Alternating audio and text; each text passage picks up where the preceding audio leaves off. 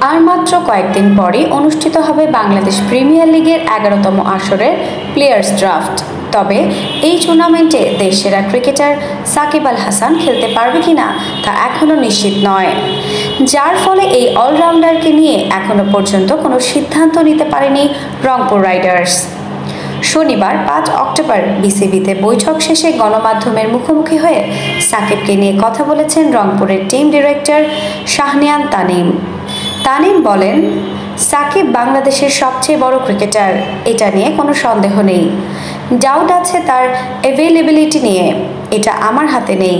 নির্ভর করছে দক্ষিণ আফ্রিকার বিপক্ষে তিনি খেলতে আসেন কিনা। এখানে আসলে একটা বড় ছবি পাওয়া যাবে যে হয়তো পরে বিপিএল খেলতে আসবে। উনার অবস্থার উপর নির্ভর করবে রাখতে পারবো নাকি না।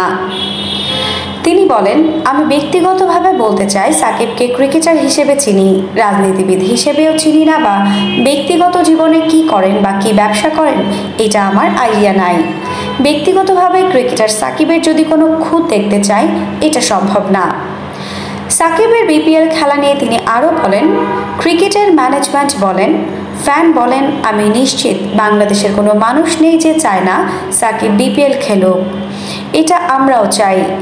আমাদের ফ্র্যাঞ্চাইজি হোক, অন্য ফ্র্যাঞ্চাইজি হোক, বিপিএলের জন্য হোক, বাংলাদেশের জন্য হোক, সাকিব আল হাসান সবসময় সম্পদ।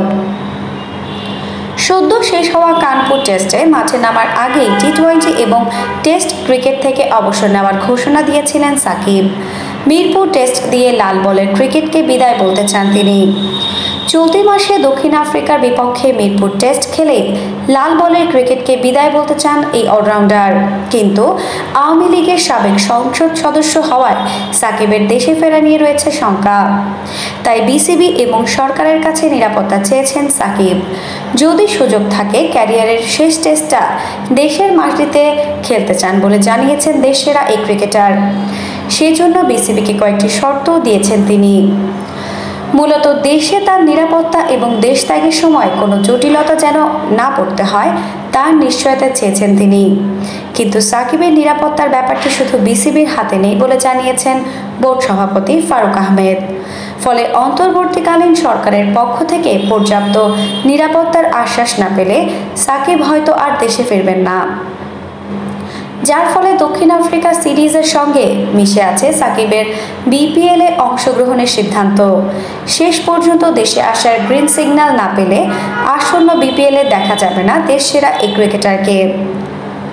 আফসানা নওরিন, বাংলা স্পোর্টস।